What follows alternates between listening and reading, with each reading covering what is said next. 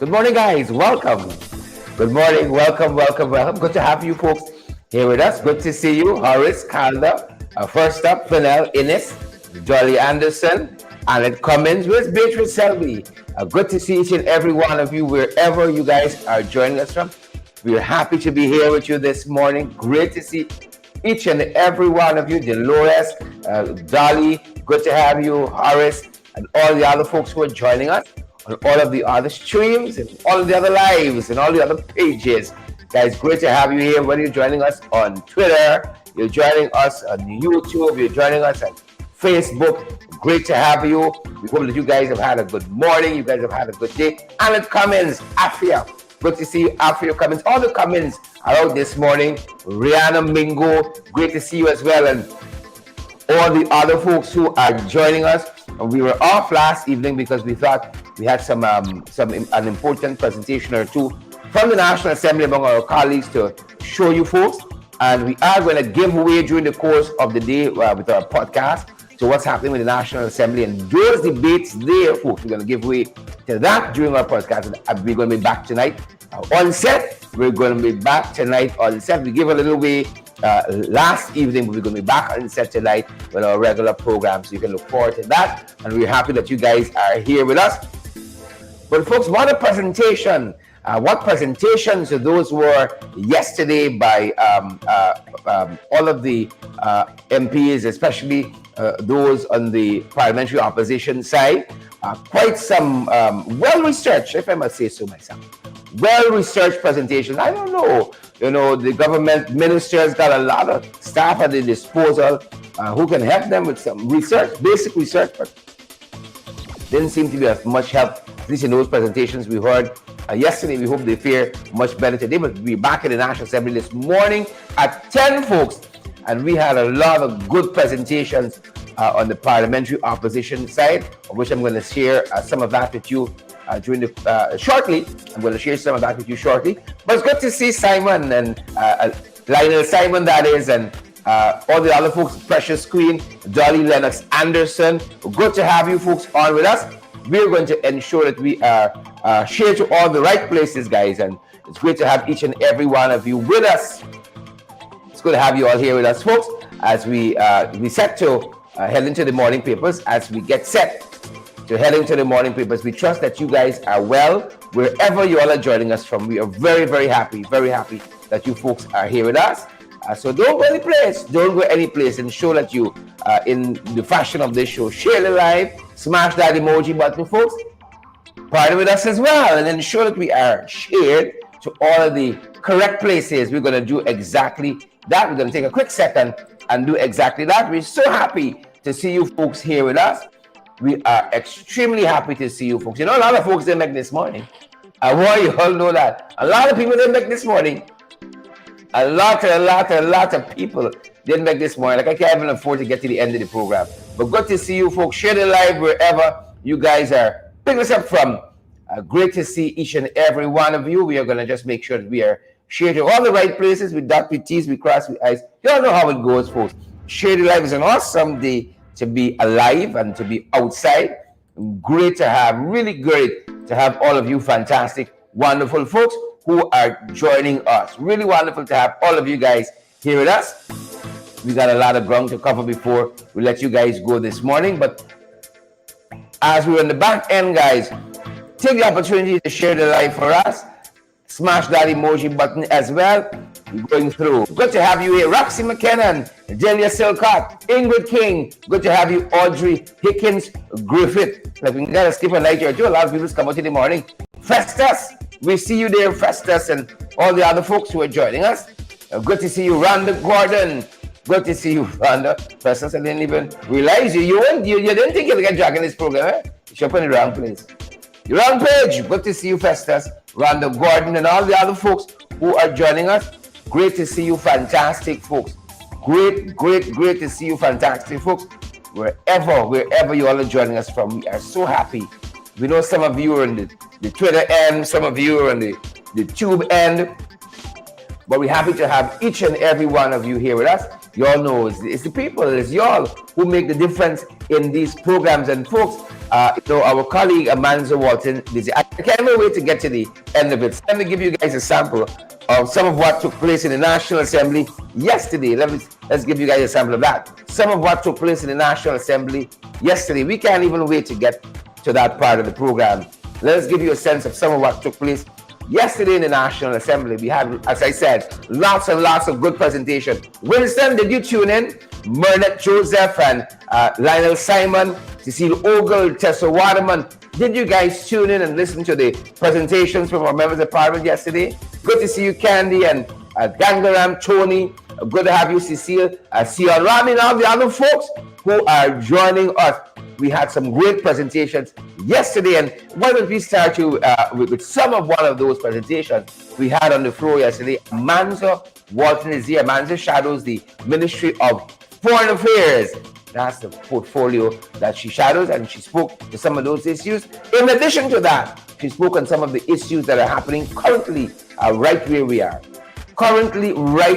She spoke to some of those issues, and it was a sterling presentation, and we want to share some of that with you. We're going to come back, get into the morning papers, get through some of what's brewing internationally, in the region and locally, and then I think we're going to close off with some of what took place in National Assembly. But first up, folks, and I feel like I'm in the light program. This is the opener. Amanza Walton is here talking to us about some of what's happening locally and as well at the international level in foreign affairs. Yep, Amanza Walton is here. Good folks. Take the opportunity, share the live, smash that emoji button as well for us. It is amazing that with all of this oil money, the government is spending more time about what's happening in the PNC and who in resign and who in do than in adumbrating a clear developmental path and a clear vision for this country. Mr. Speaker, we on the other side, we good here. You all need to run the country and do it in an inclusive and an equitable manner. Mr. Speaker, I just thought I had to set the record straight on those matters. You know, Mr. Speaker, when I was preparing my presentation for this budget, I had a Yogi Berra moment. It felt like it was deja vu all over again. Mr. Speaker, I realized that I could take my last year presentation and word for word regurgitate it here, and it would be just as apt and just as appropriate. Mr. Speaker, last year, I stood here and I said to the people of Guyana, let us see where this government spends their money. And we will tell you, that will tell you what they value and what their values are. And Mr. Speaker, we saw it last year. We saw it in 2022. We saw how much they value the hardworking public servants of this country. Mr. Speaker, who turn up every day, rain or shine, to keep the wheels of this country turning. And you know what? They rewarded them with a measly taxable 8% increase, Mr. Speaker. That is how much they value the public servants. Mr. Speaker, we saw how much they valued Gaisuko. We saw how much they valued Gaisuko, Mr. Speaker. $13 billion poured into an industry, Mr. Speaker, that they themselves have said is dying. The Vice President is on record as telling sugarcane workers, you all have to find jobs in other sectors. But here they are pouring $13 billion. And they have the audacity, Mr. Speaker, to say to the people of Guyana that it was the APNUAFC that killed the sugar industry, when the truth is that it was under their government that most of the sugarcane factories were closed, Mr. Speaker. Those are the facts. But they have this penchant of lying sorry, Mr. Speaker.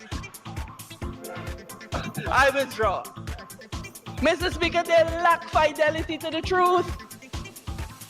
They lack fidelity to the truth. And so we have to continue to set the record straight. Now, Mr. Speaker, they have allocated $4 billion to Gaisuko already for this year. And I think, they're going to come for more. This is just the first. We got at least 3 more supplementals, I am sure, for Gaisuko. Mr. Speaker, under the coalition, we continued to admit right-sizing this industry, Mr. Speaker.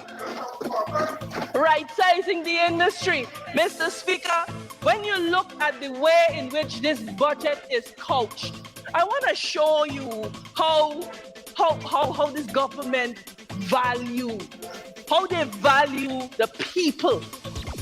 Mr. Speaker, we know where sugar is going. They have admitted it. It is gone with the wind. They have said it. Mr. Speaker, but yet, and I want to quote the Honorable Member Ashley Singh, he says, government is resolutely committed to invest heavily to mold better, sharper, and more creative young minds. He said this when he was talking about youth development.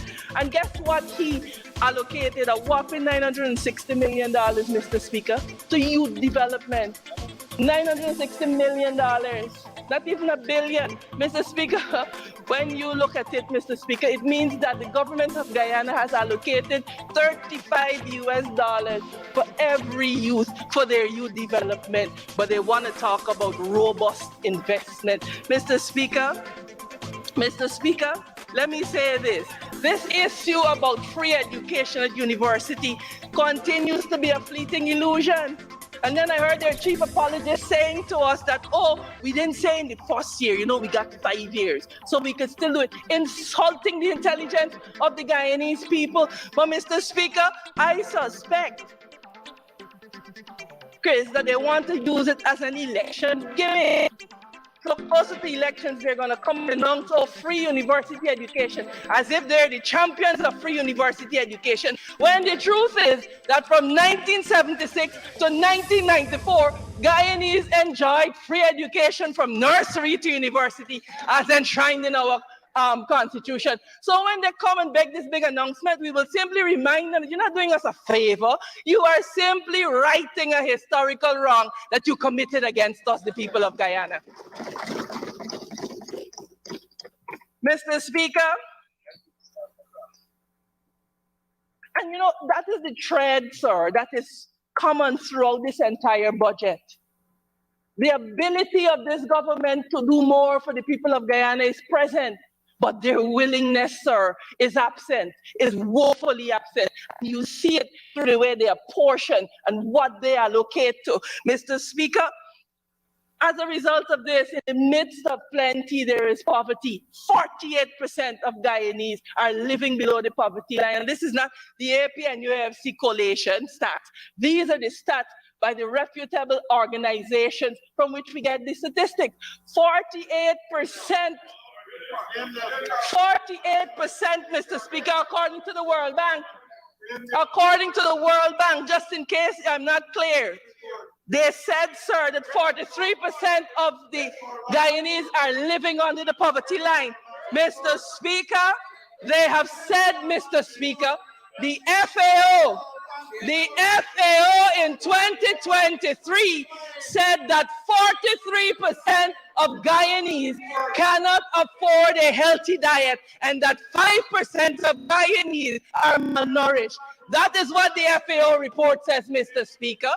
So they can heckle all they want. They like to say the numbers do not lie. Well, the numbers are not lying now, Mr. Speaker. The numbers are not lying now. Mr. Speaker, I will quote from the World Economic Forum Global Risks Report. You all need to go pull it down and read it.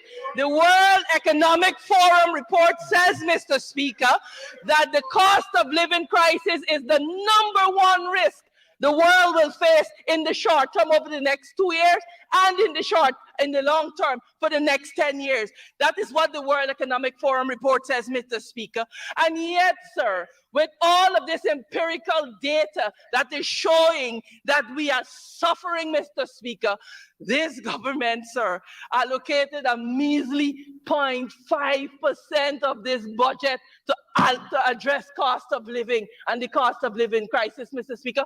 0.5%, not 1, 0.5, Mr. Speaker. Mr. Speaker, and we have a head of this government that has the gall to say, oh, the people of Guyana are my friends and my family. Mr. Speaker, with friends and family like these, may God protect us from our enemies, Mr. Speaker.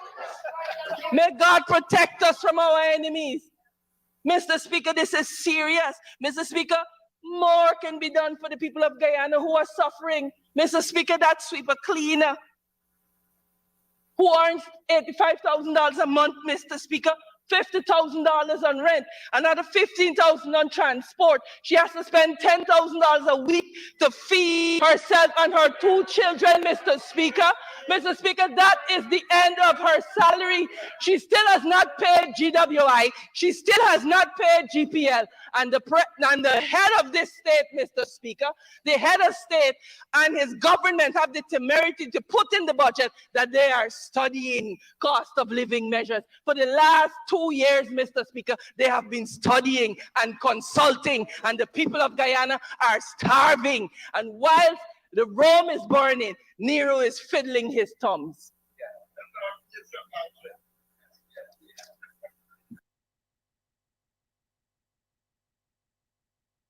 We told you folks we had some good presentations yesterday. And based on fact, you know, folks don't go out there making up things. Right? These presentations are based on fact. Anybody got no time to be going out making up stories and it comments. And we're going to be sharing more and more of these presentations with you guys. We know on Facebook, during the course of the debate, we get the whole long stream with everybody. We're going to be pulling out these MPs and ensuring that you hear from them and you understand what was said in the National Assembly. You all know it's facts. Marilyn Lorimer, you know it's facts. You know it was facts. So we're going to dive back a little later on to another presentation in our program, but we want to get through some of our program. Good to see Vanilla Garnett helping us out this morning to get through this program. Delia Silcart and Cecile Ogle, good to have you as well. Great to have Jamor Marcus here with us too. Yolanda Thomas, good to have you as well. You know, them boys is just shop, you know. We actually do some homework and then we come. You know, we go and talk with the people and then we come. But good to see each and every one of you, wherever you folks are joining us from this morning. Wherever you all are joining us from this morning. We're going to take a quick dive into the morning papers and then come back with you guys. We're going to take a quick dive in, but good to have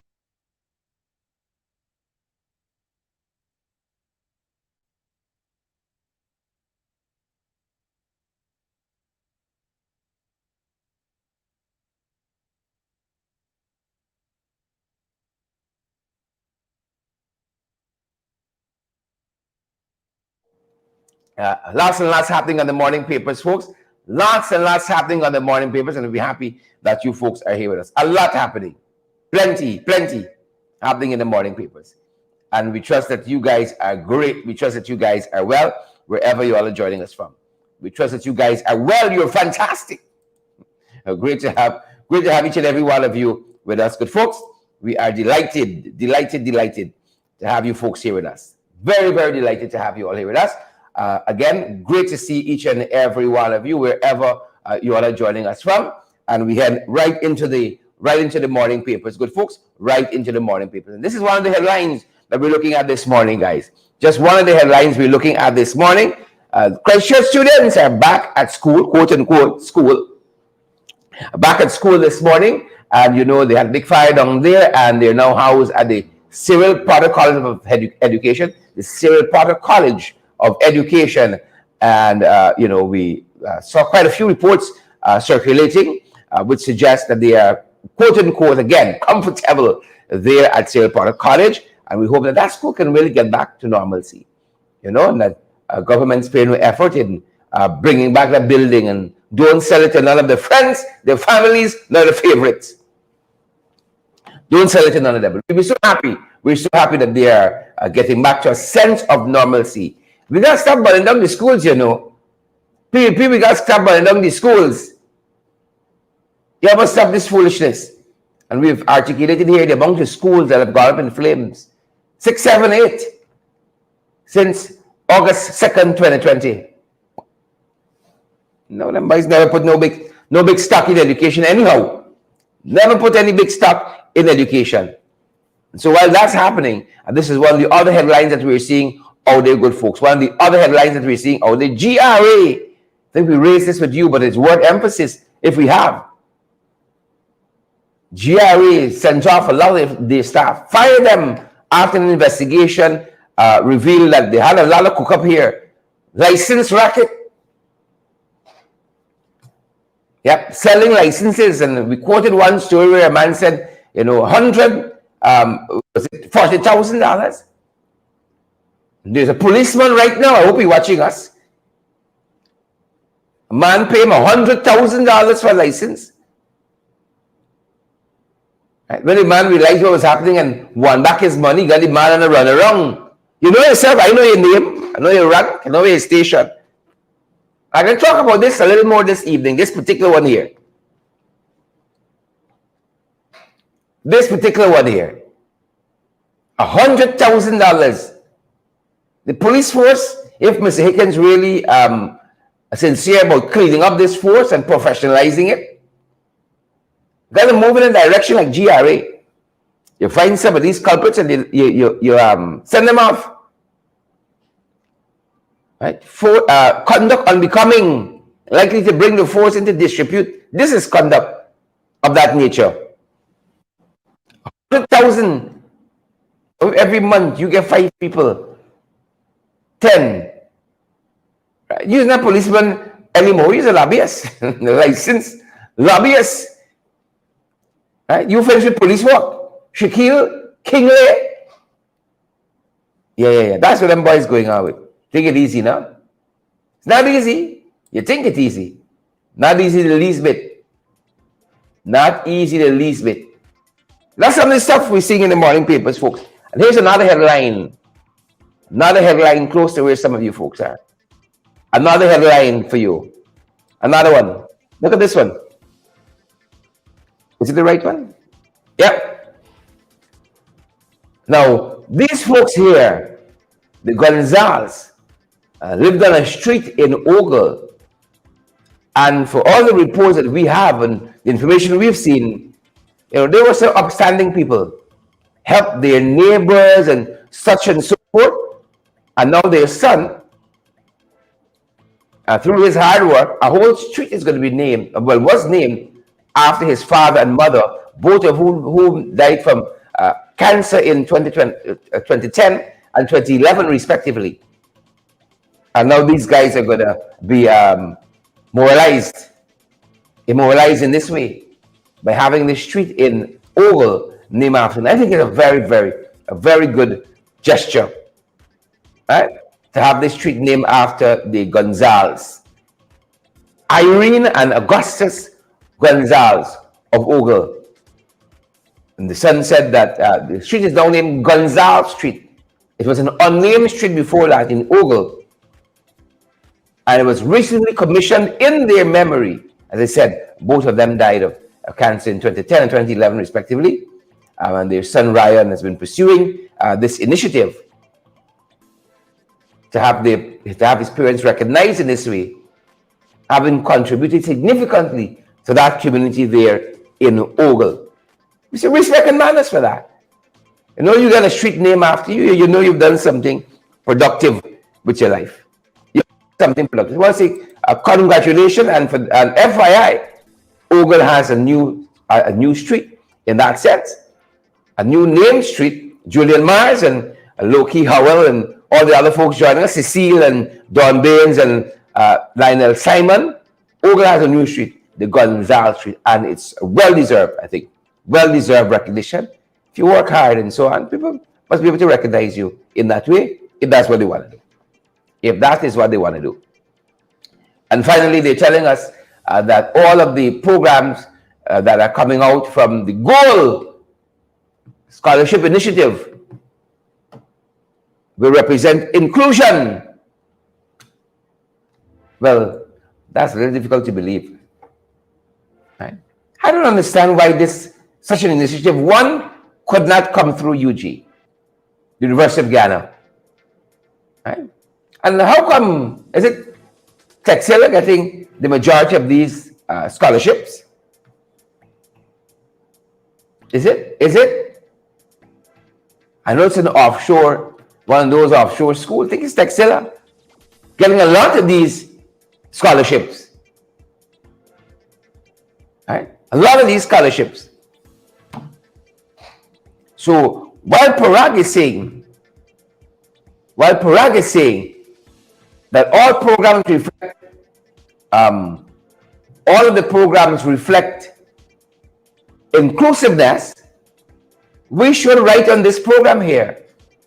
A couple mornings ago, when the Prime Minister went to Linden, they said they have a lot of students there who are not getting these scholarships.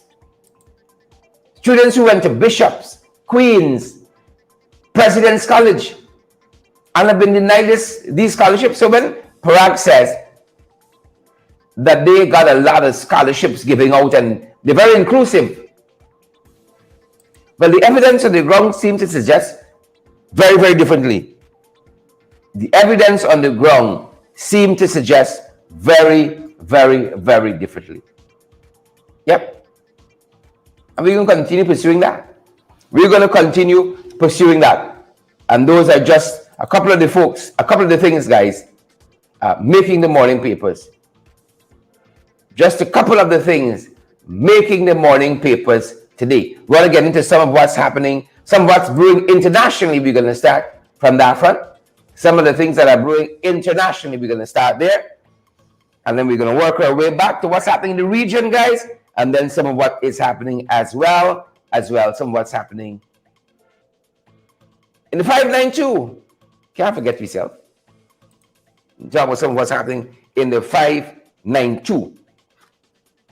And I think that's where we're taking it from. We're taking it from what's happening, guys, internationally. And this is where we begin. We told you of the resignation of the New Zealand Prime Minister quite recently. Yeah, Jacinda Ardern debated office on her own terms. Right? And you know, some folks there, they like to see you go quietly. They've been saying that she is leaving the office because of some criticism she's had as Prime Minister. Well, she's been rebutting those. The lady said she ain't got nothing left in the tank. Huh? He wants you to stay on and run and empty and then end up doing more harm than good. Jacinda said in a very emotional speech, resignation speech, I ain't got nothing left in the tank, and I believe I should only stay if I have something to offer my country in leadership. And you got some people there fighting her. Now you're left on those good terms. It's because the criticisms you had during your tenure. She's done well. She did well as a head of state. And more head of states can take pattern. And one thing she's known for is the way she empathizes with people. Empathy. Yeah, them boys yesterday in the National Assembly hollering down, abusing out. They know nothing but empathy. They know nothing but empathy. Abusing down and carrying on. Empathy? Empathy who? Empathy where? That's one of the things, folks. One of the things happening internationally. Regionally, we're covering a couple of things as well, folks. Regionally, we're covering a couple of things as well. You know, we're playing with crime and so on here. We're playing with crime. We're not serious. Saw just yesterday, another fella choking her up. You can't walk the road in peace. All them boys after you. You can't walk in peace. Father have his mercy. You can't walk in peace. But Trinidad treating that situation quite differently. Quite differently. Trinidad said, don't come wrong with funny. They had a robbery quite recently, guys. Quite recently, there was a robbery in Trinidad. Some folks robbed a KFC delivery fella. Right? Cash and chicken, gone. Right? Robbed the delivery guy.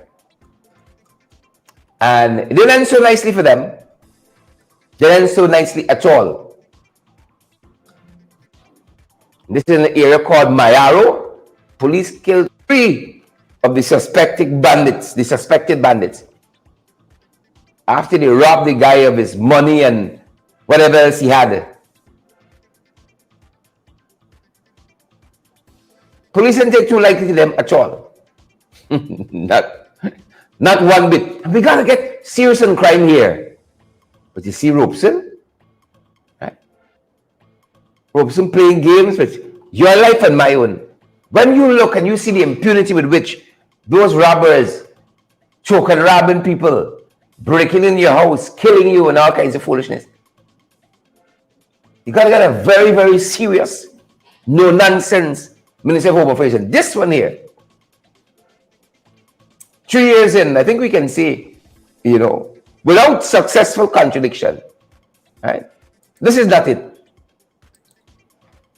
3 years in, we can say without successful contradiction, this is not it.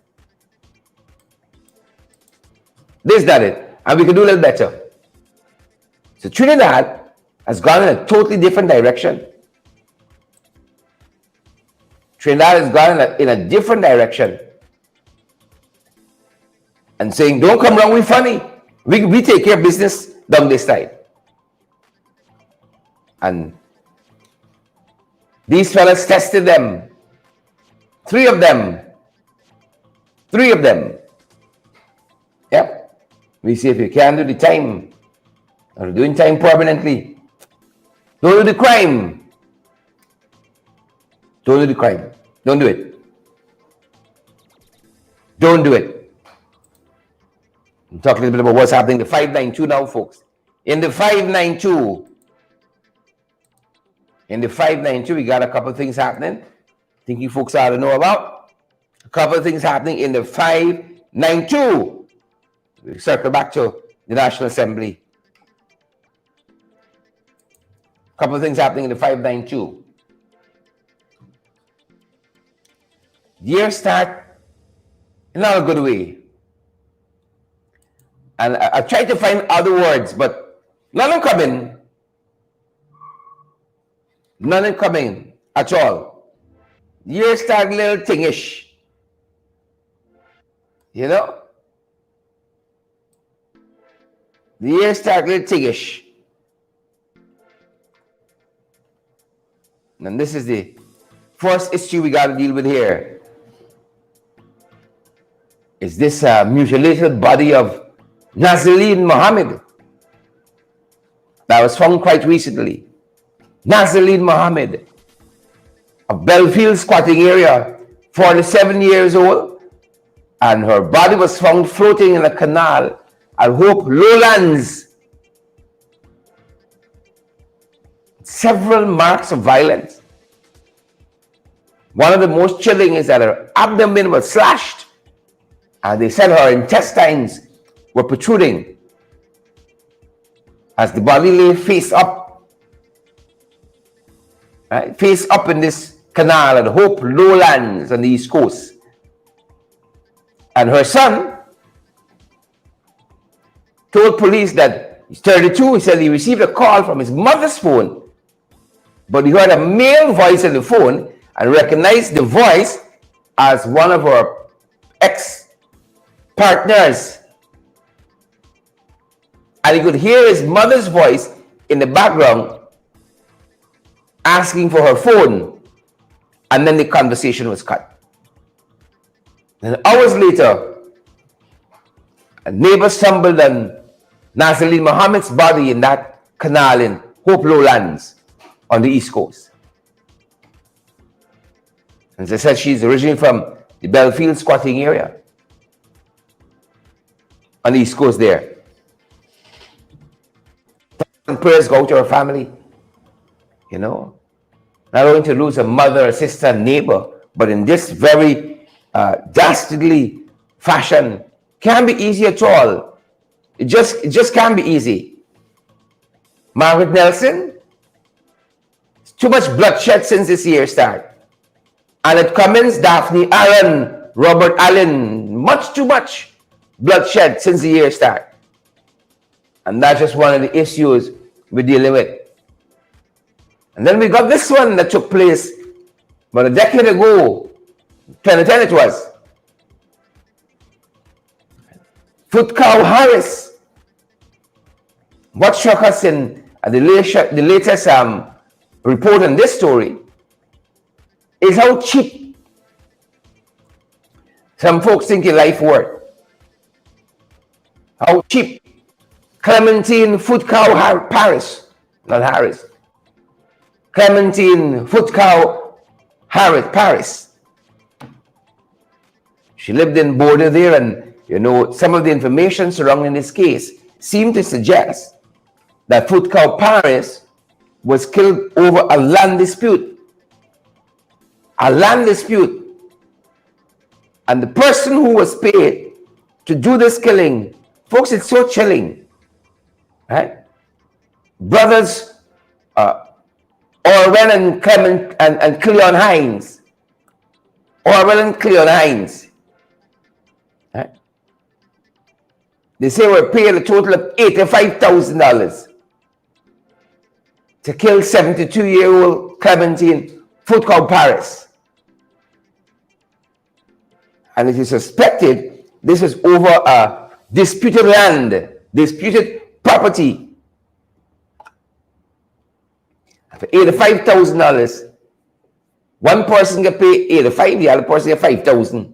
One person get paid $80,000, the other person get paid $5,000. Elizabeth Howard for somebody's life. Don Sullivan, Vincent Grenada, $85,000. It's a difference between whether you're gonna live or die. $85,000. Right? And the property wasn't even their own. But there is enough to suggest that it was she met her demise over a property incident.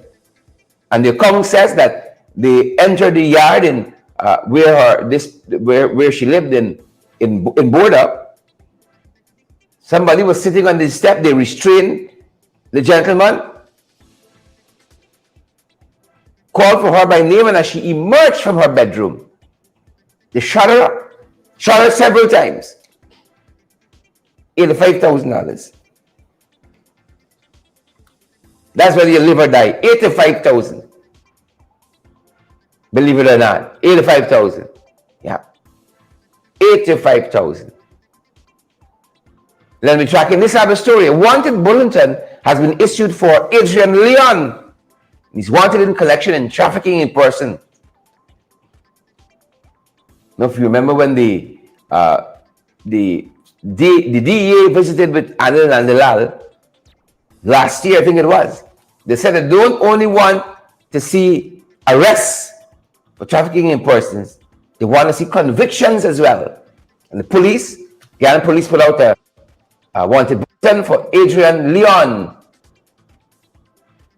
who is wanted in relation to issues regarding trafficking in persons. This is your modern day slavery fear.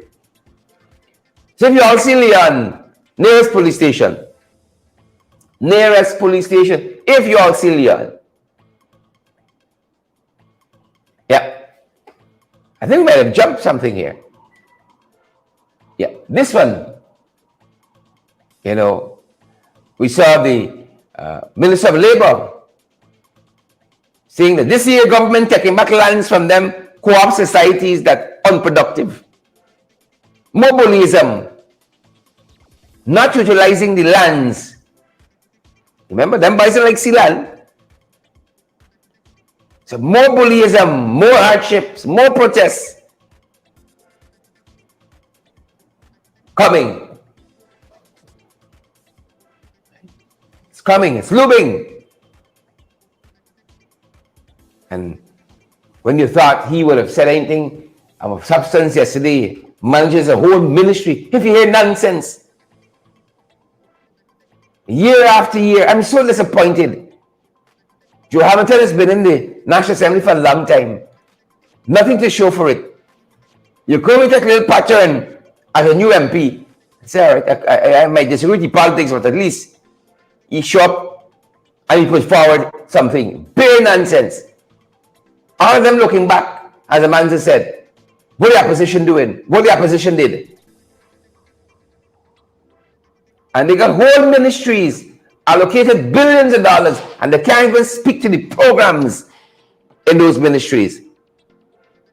Can't even speak to the programs in those ministries. Right? And this GKH Lal writing in this morning's Starbuck News, who tells us what is really at stake in this country, where you and I are concerned. The man in the street is concerned. Here what GKH Lal said in this letter to the editor, right? The header of which in Starbuck News is, inflation for mothers means this is all we have. And when you got ministers like Hamilton coming in the National Assembly and talking a whole bunch of incoherent foolishness, it don't do justice to taxpayers who pay the salary. It's not doing justice to them. And who got to go it out? That's what Lal is talking about. Inflation for mothers means this is all we got. And in this letter to the editor, GKH Lal, a columnist, influencer, thinker, he said that separately, regurgitating textbook theories and concept helps few Guyanese.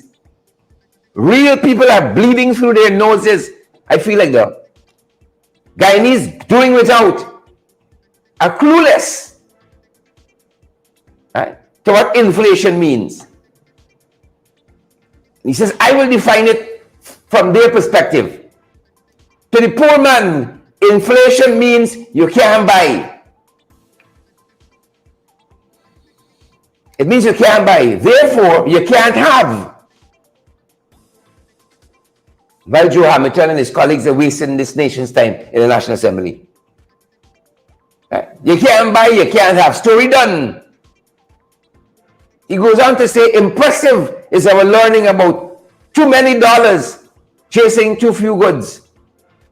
Purchasing power decline. Demand pull and cost push inflation. And wages and income inflation.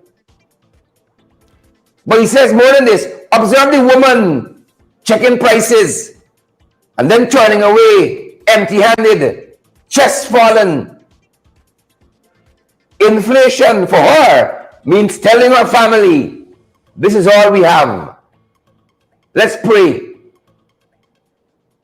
And finally he says, mothers steer inquisitive children away from embarrassing, humiliating answers. Which means we have to do without because we can't afford. They don't understand what the ordinary citizens in this country, who number the majority, what the ordinary citizens facing in that marketplace.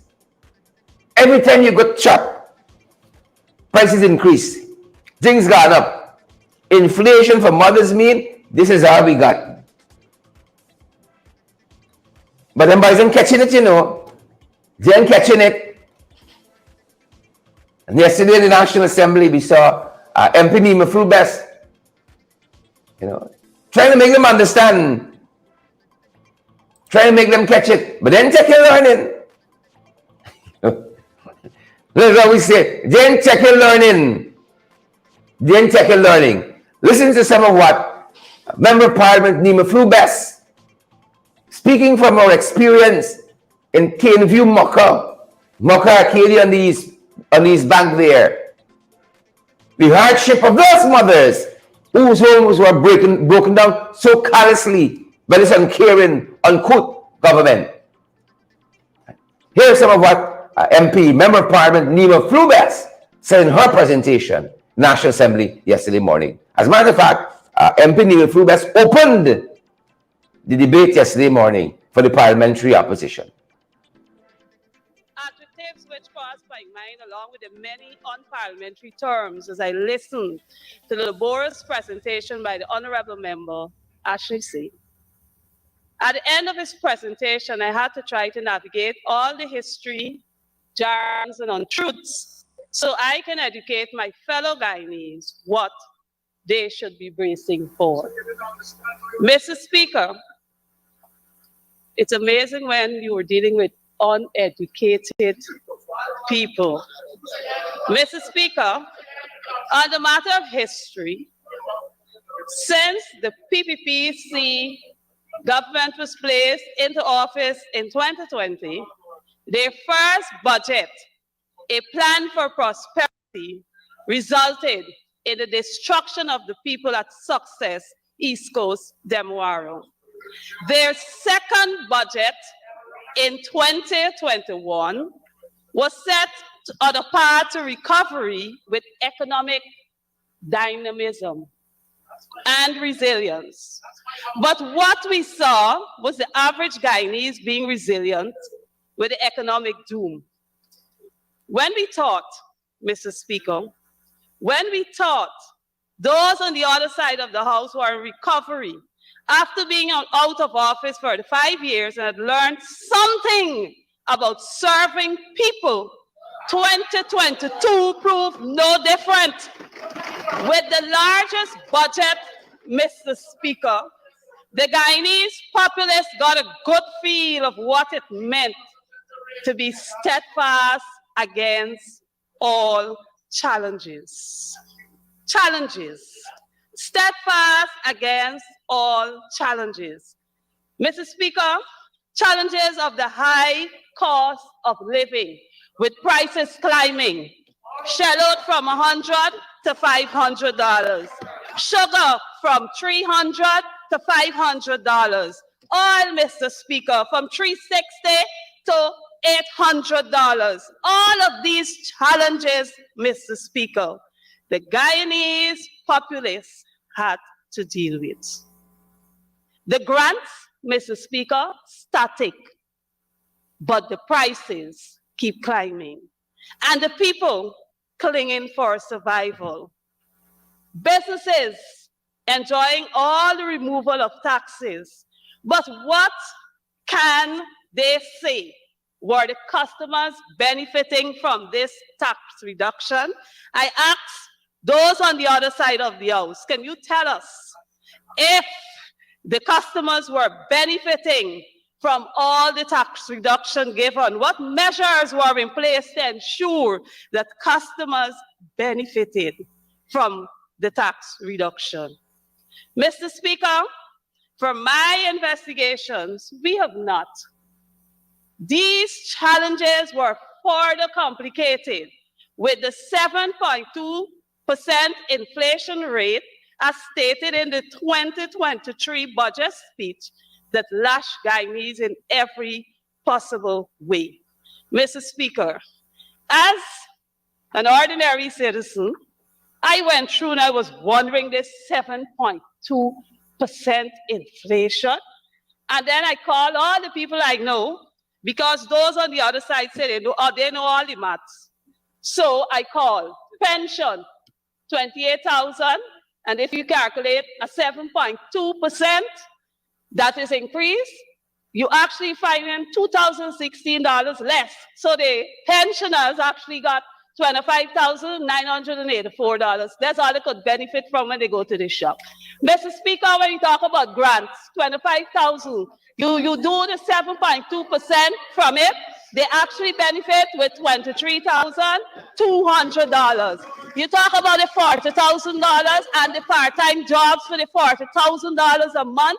When you have a 7.2% inflation rate, you actually take out $2,880 from your $40,000, and they actually receive $37,120. Mr. Speaker, $150,000. When you calculate the 7.2% inflation rate, what you got? They actually got $139,200. Mr. Speaker, that's the reality on the ground. This is what we, the Guyanese people, have to deal with every single day that you go out to the shop, to the market, to the minibus and all of that. You know, Mr. Speaker, all the hype. When you talk about the inflation and you go simply for a flour, $500 with inflation, you actually would spend $536 for the pack of flour. Mr. Speaker, but then again, static income, but all the time the price is going up.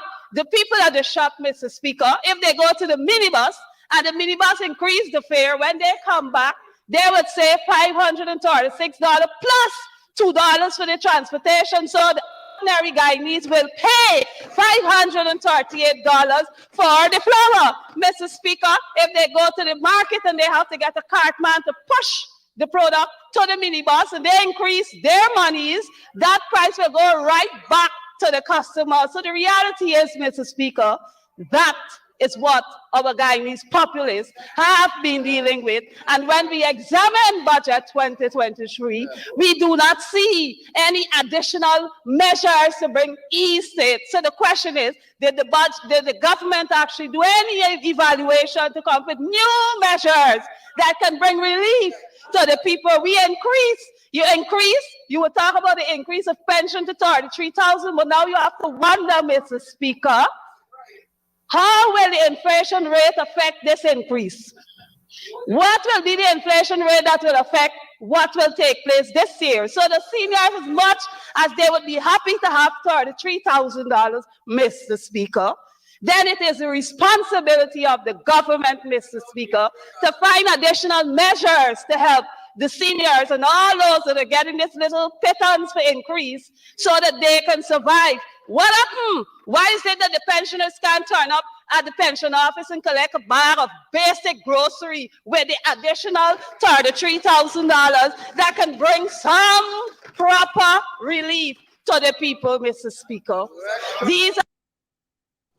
Yep, all we could have done was carry the facts, you know. Thanks, MP Nema Fubas. All we could have done was carry the facts there.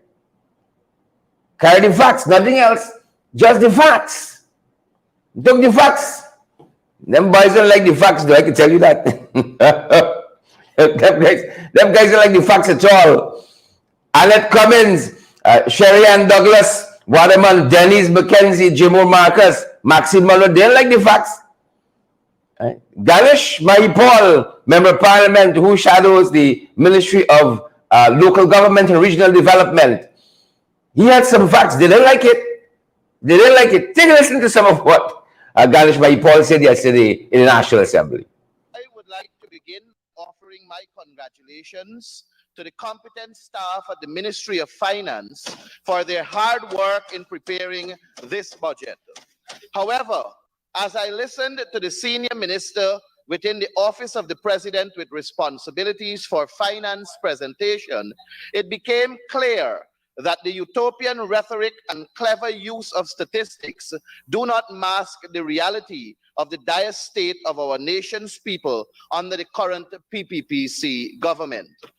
Mr. Speaker, we are now entering the third full year of this current regime's tenure, albeit installed, and by the end of 2023, our country will expend a staggering $1.8 trillion. This is an unprecedented amount of money for such a short period of time. Yet the question remains, what is the quality of life for our citizens? This budget gives the true meaning of the quote, "Don't judge a book by its cover. Read the pages and know the real story." I implore the members of this regime to set aside politics for a moment and consider the plight of the ordinary citizens. Look at the vendors who are forced out of their livelihoods in the dead of night, while you slept comfortably in your beds with security at your homes. Look at the deplorable state of the roads in housing schemes where people with small vehicles are forced to bear the expense of maintenance, while you parade around in luxury vehicles paid for by taxpayers. Look at the people of Mocha and speak to the ordinary man and woman on the street and ask them how they are coping under your regime. As political leaders, it is crucial that they leave the comfort of their air-conditioned offices and truly immerse themselves in the struggles of their constituents. They must hear firsthand the tales of inadequate healthcare delivery, the scarcity of essential medicines, the lengthy wait times for medical attention. They must listen to the grievances of political appointees in the regional health system and how their actions are making the lives of career public servants unbearable. They must learn about the challenges facing the University of Guyana and how lecturers are seeking to flee from this broken education system. They must hear the concerns of teachers who are lacking adequate classroom facilities. They must listen to the thousands of people who have already paid the Ministry of Housing and Water for plots of land but remain in the dark about their location due to a lack of demarcation and infrastructure. They must hear about the trucks that have been distributing baby chicks and chicken feed to PPP party members from the $300 million Small Business Development Fund, and listen to the complaints of the ministry's staff members about the lack of structure in place for spending that money. They must hear the concerns of the people on the street who have dubbed Honorable Suzanne Rodriguez as the wealthiest minister in government and her ties to contractors and companies. They must hear the complaints of Region 8 RDC about Honorable Pauline Sukai's presence at every RDC meeting in the Pacaraimas, instructing the council on what to do and what not to do. They must hear the voices of the staff members at Human Services and Social Security who no longer wish for Honorable Vindhya Prasad's presence. I urge you all to listen to the voices of the ordinary citizens and to ask yourself a simple question. Will there be a place in heaven for you when your time in this world is done? When the people you are entrusted to serve and make life easier for are suffering under the weight of this punishing cost of living? Will God be pleased to know that you are living a life of luxury on the backs of taxpayers who are struggling to make ends meet?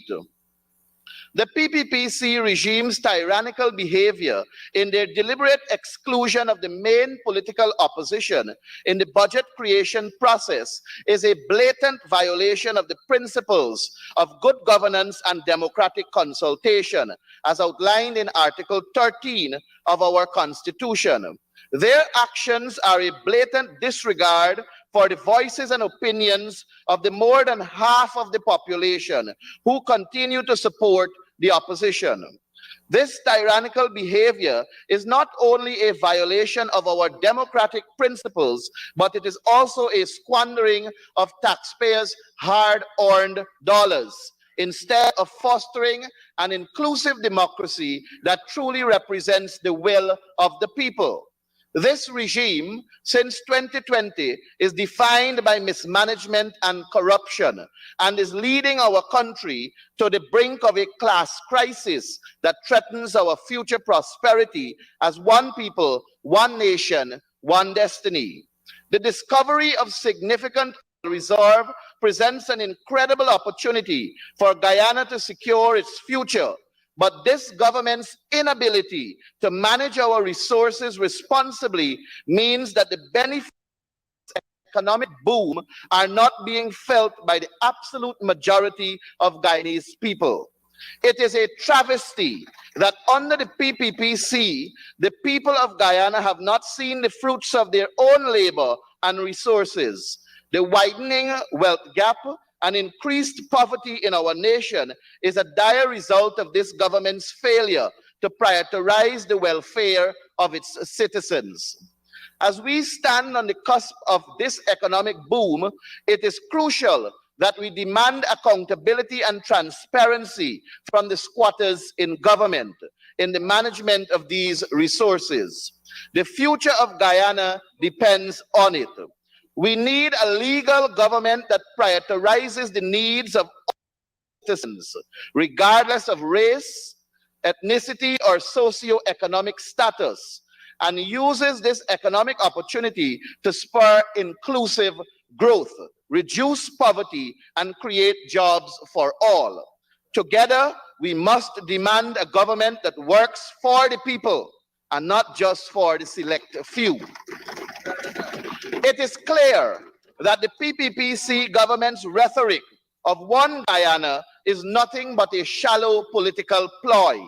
Their actions reveal the harsh reality that we are in fact 7 distinct Guyanas, each with its own set of struggles and injustices. The Amerindians have their own Guyana. The Europeans have theirs. The Africans have the worst. The Portuguese have their own. The East Indians have the best. The Chinese have their own. And the mixed race is struggling to find theirs. The recent treatment of the African community at Mocha Cane View on the east bank of Demerara is a prime example of this government's disregard for the rights and well-being of certain groups in our society. The sight of children crying, mothers weeping, and families being forcibly removed from their homes by government bulldozers and excavators is nothing short of a human rights violation.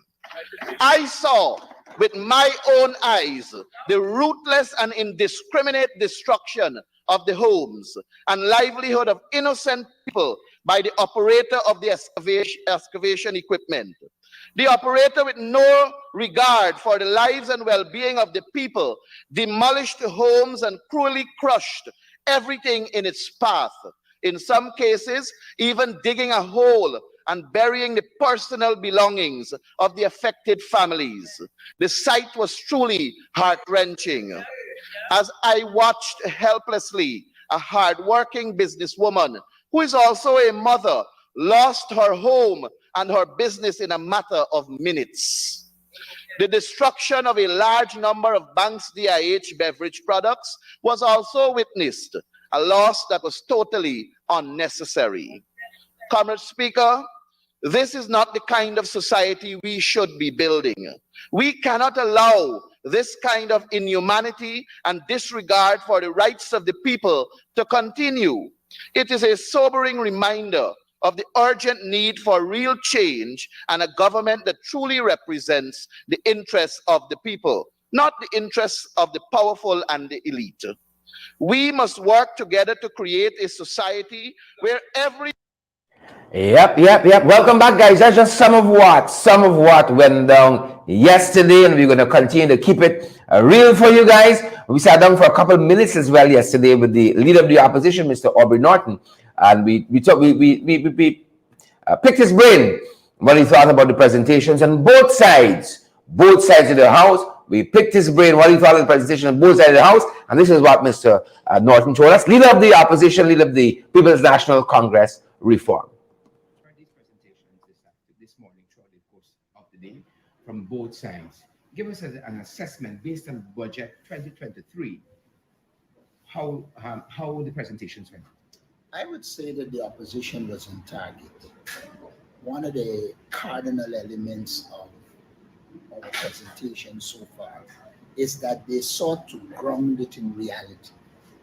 And in MP Fubas' case, in MP Walton case, MP Cox, as well as MP Ganesh Mahipaul, we saw a direct link between the state of affairs of our people and their presentations.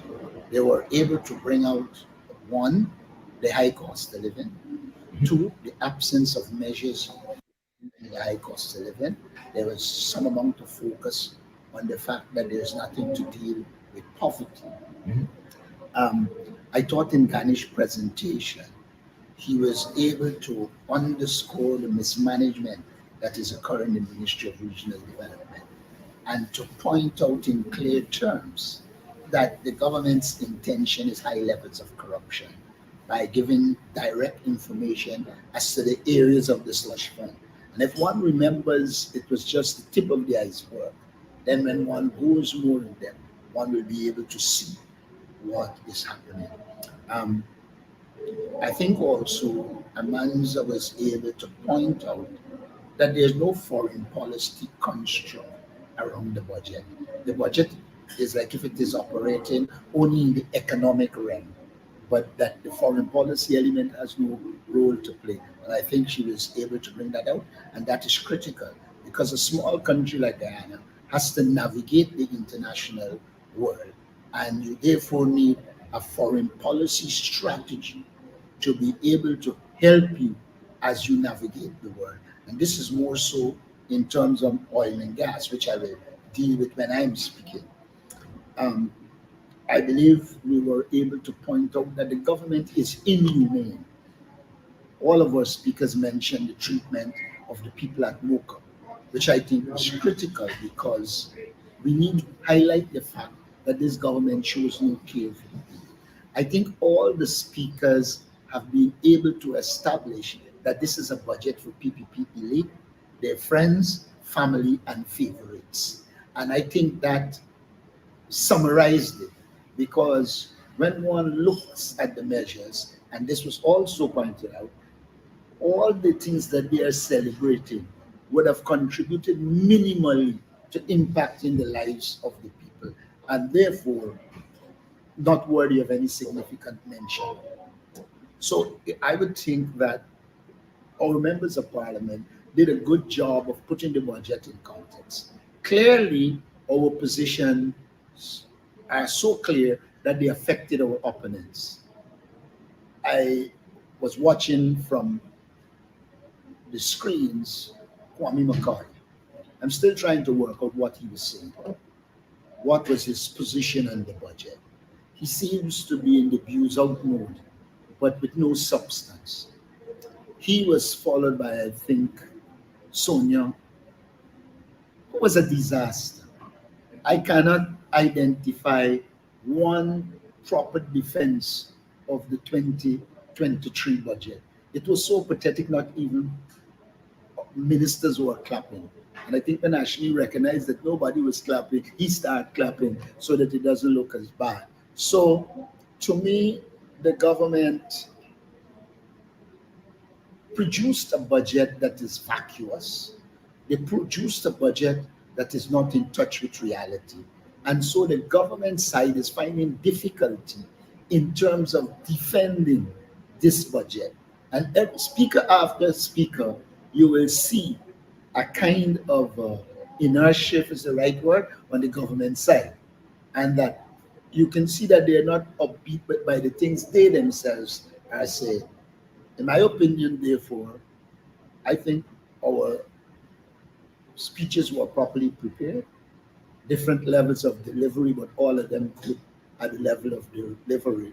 And it's my hope we continue in this vein and to expose the fact that this was 6 hours of waste talk. When it comes to the reality of the people of Guyana, it has done very little. Mr. Norton, they seem to be burying their heads in the sand with exactly how Guyanese are hurting out there economically. They seem not to care that the inflation rate is going where it's going. Some is imported, we understand. Most of it is created right here. And they seem to take an offense of your characterization of the budget. That seems to sting them a lot. Which one? Dead meat? Dead meat. But it is.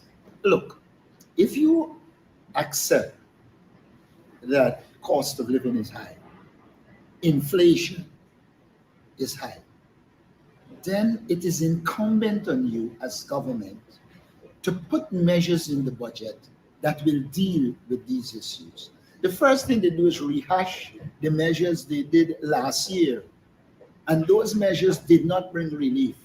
I don't know how they think by what logic it will bring relief this time. And so they must be affected by us telling them the truth. The truth is they have little or no measures that will deal with the critical issues facing us. High cost of living, inflation, and deep-seated poverty in all or in many communities, except of course the ones they live in. So I'm not worried whether they are annoyed or not. Our task is to reflect the reality. I think it is today's paper. I saw they went around, not me, I don't remember if it's Kaicho or Stabrook, but they questioned people, and virtually everyone except one person who I know is PPP, because he happens to be my stepbrother. All the rest said there's high inflation. That prices are high and they're finding difficulties to live.